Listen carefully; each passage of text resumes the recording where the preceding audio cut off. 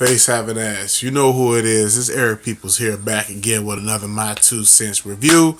I ain't seen you guys in a while because I ain't had shit to say. But I got something to say tonight. Just got back with my girls from seeing Justice League. If you click this video, you already know what I'm about to talk about. It will have spoilers. I'm going just full in and just laying it all out on the table. So if you've never seen any of my reviews, I like to talk about my favorite shows or my favorite movies or movies that I just seen. Give a soft breakdown of the plot. Go over music, special effects, and acting, in the movie, and give it give it a review score. So, stumbling on my words. I ain't did this shit in a while, but yeah, Justice League is directed by Zack Snyder. Stars Ben Affleck, Gal Gadot, Ezra Miller, Ray Fisher, Jason Momoa. It's the Justice League. And it takes place basically, I want to say maybe a year, maybe 2 years after Batman vs. Superman. There is a little bit of a time gap there. And it basically starts off with Batman finding parademons running around Gotham. They're attracted to fear. And he's like, yeah, shit's about to go down. The shit that Lex had in his motherfucking paperwork, all of this shit is connected. What the fuck are these box thingies? Yeah, it's time to get niggas together. So next it picks up with like Wonder Woman, and now she's being more active. Because if you ever seen the Wonder Woman movie, they explain why she stopped fucking with mankind like that. But she would like pop up every now and then when she's needed type thing. And now she's going full-fledged, full hero again. So they're showing her. Then they show you Cyborg. What's going on with him? He's already Cyborg. But he's feeling detached from his humanity and shit. Barry Allen is like a little sewer rat and shit. Living off the grid. Working 3 jobs. Try to get through school. He's a college student or whatnot, so he's really young. Pops in the joint for killing his mother. But for those of you guys who follow the Flash TV show, they're following that same storyline. Arthur Curry is a guy who is between land and water. That thing going because he's half Atlantean, half human, and basically he comes through. He helps humans or whatnot, but he is getting his affiliation with Atlantis, more and more whatnot. And that's what's going on. It's basically like what's going on with all of these characters, because they're all going to be intertwined and forced into this situation because of Steppenwolf. Now, Steppenwolf is a lieutenant, or shall I say a general, underneath Darkseid. And Darkseid is like this almighty god from the 4th dimension and shit. You know what I mean? And he basically sends like the parademons and not Darkseid, but Steppenwolf to go wreck shit, terraform planets, take over the inhabitants and shit, make them slaves and into parademons and shit, and turn planets into motherfucking apocalypse, and he rules that shit. And for those of you guys who don't understand or don't know that shit, I just schooled your ass on that.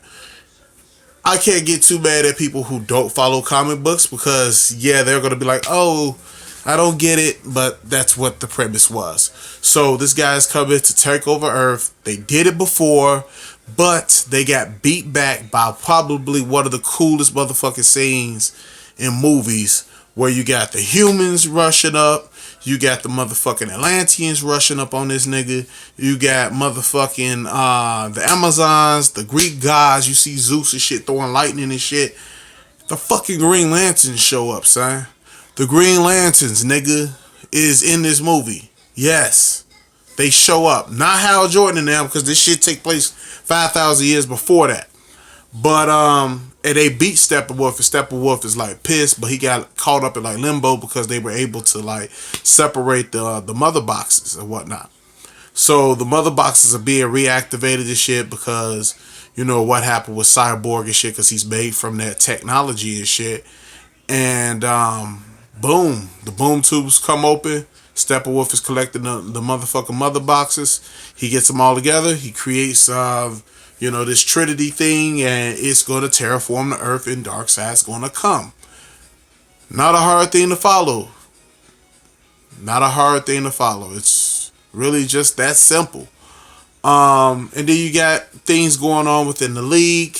So within the characters and their inadequacies or whatnot, and what they're trying to get over. Cyborg's humanity. Bruce feeling guilty about Superman, and Aquaman trying to fit in and shit, but he really does. He's got that badass, but he really wants to fit in.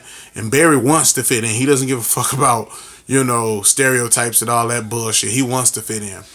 And they're bringing that's drawing them in together, and plus the crisis that's going on. So there is some tension between the group and Superman. He comes back. He basically beats the shit out of the league when he first comes back, because he was really confused, not knowing what the fuck was really going on. So he was just in self-defense mode, and he puts boots to asses. Now, I would have liked to see the fight honestly go a little bit longer between that. So as far as the plot was simple to follow. It wasn't hard to follow. Could have had more meat to it. Well, it probably did if the movie wasn't an hour and 59 minutes. But because people have such short attention spans, and there's some shit is blowing up every 15 minutes, and there are people talking, even if it is engaging conversation, if it's not some shit that they want, then it's not going to compute. So yeah, they said, we're going to shorten shit up. We're going to just tape all this shit together. But the pacing did not seem as fucked up as Batman vs. Superman when I first saw it. Once I saw Batman vs. Superman again and allowed it to motherfucking process, I had to push the shit that I wanted to the motherfucking side and let the movie be for what it was. Once I did that, I wound up really enjoying it, and I enjoyed the 3-hour version even more because it smoothed a lot of things out a little bit more. It didn't turn it into a completely different movie, but it smoothed things out a little bit more. With Justice League, you can tell that there's a lot more to this movie that they left on the cutting room floor that is going to be in the extended footage, hopefully. And yeah, I want that shit. Visual effects wise, I see what a lot of people's complaints is about Steppenwolf. I think that Steppenwolf, he was functional as the hurdle for the Justice League, because the movie's not called Steppenwolf. It's not called that. It's called Justice League. So for people who are out there like, well, the villain was inadequate and it was pretty much a basic try to take over the world mentality. Yeah, most big budget blockbuster films going all the way back to like Schwarzenegger movies were dealing with some shit like that. It's a common premise.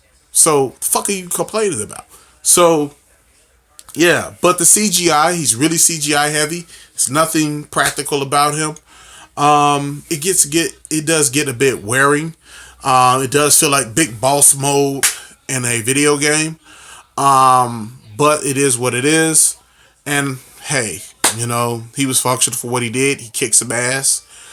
Yeah, so, but there were certain scenes in the movie where I would have liked these to be a little bit more crisper, or they would have did the visual effects like when things were getting terraformed and shit. Like when Man of Steel when shit was getting terraformed, it was completely fucking awesome because it was fucking up like the atmosphere and the gravity and shit. You know what I'm saying?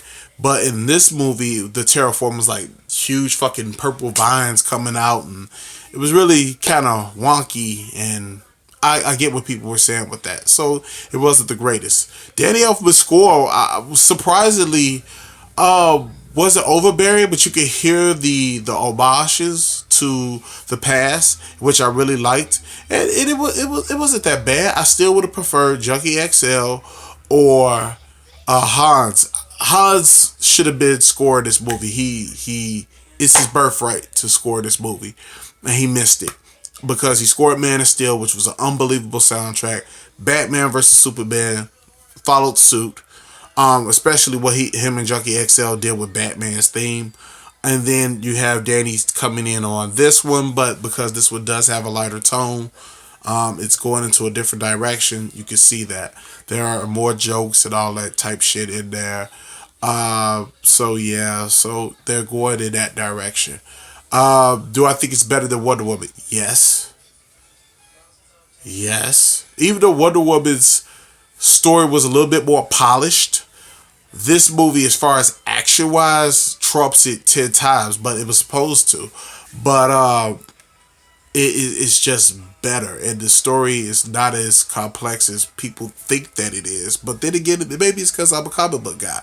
I understand what Steppenwolf is there for. I understand the reason why he said "Hell Dark Side." I know those things. I know what's coming. And Superman, it was just like Superman. It should have been Justice League. Superman comes and murks motherfuckers because that's exactly what he did. Man, him and Wonder Woman got into a headbutting competition. He went pow, and she went into a fucking crater, man. You know what I'm saying? And then he was just putting boots to asses. It should have been more though, and that's the reason why I was like, Zach really, I think, started hitting his fallback game after Man of Steel because there was so many people bitching about, oh, well, he's punching him through that building and there's people in there. Oh, they're fighting in outer space. That's impossible. Motherfucker, this is a comic book movie. These are fictional characters, not motherfuckers that live in real life. You know what I mean? And, so he's toned back a lot of the action porn, which to me is just disrespectful. One, because if you read comic books, that shit happens. Two, if you're not a comic book reader, I know that you've seen animated cartoons. And animated cartoons are basically derived from the comics a lot of the time, and especially from the action standpoints because it's motion. So yeah, the shit is more intense. But there are a lot of great moments in the movie. My main grifts is the movie's too short, and a little bit the CGI was inadequate in some degrees. Cyborg was clean as fuck, and Cyborg has more lines in this movie than I think fucking Batman in this movie. Cyborg does a lot more in this movie than motherfuckers give credit for, and I think that's because they're trying to give him that push. They got good reactions for Aquaman and The Flash, and hopefully we'll be hearing something about the Flash movie coming up. For those people who are worried about that, don't worry about it. It's The Flash Begins. So this character is going to develop. He's going to have a story arc, like Clark did, like Batman had. And, he'll eventually come closer to the Barry Allen, I guess, whoever you are, that if you're not happy with it, I guess he'll eventually turn into that character. I don't know. For me, hey, guess what? He's having fun with the character. The character is going to evolve. We're going to see him go through things and change as a person and his powers and learn how to fight and do all of that good stuff. So I'm not too much worried about it because I know there's more movies to come. I can't wait for Aquaman. The Atlantean scenes were pretty cool, but I still want to see exactly how they're going to learn to communicate underwater. And a lot of the fighting, I guess, in Aquaman will take place at underwater palaces and things of that nature. But I'm still interested in seeing what James Wan is going to do with that because James Wan is an incredible director. Why the Nun just popped up in my head is truly terrifying. And it seemed like Zack Snyder was just meant to do Batman scenes. His Batman scenes are incredible. Like the first scene after the opening credits with Superman, and it's a really cool scene. Is Batman chasing down a parademon, but he's putting fear into this criminal so that he can come to him. And how he does it is unbelievable. Let's get to the end credit scenes. The first one is pretty cool. It's Superman and the Flash having a race. And that's pretty cool. The second one was Lex Luthor has escaped from Arkham Asylum. Deathstroke comes up like, yo, Luthor, what you called me here for? And he's like, well, it appears that the alien, the god, has come back. He's flying around. He's got a little team. It's time for us to get a squad. You know what I'm saying? So that's maybe a Legion of Doom nod there. Interesting. Batman having the Hall of Justice in Wayne Manor.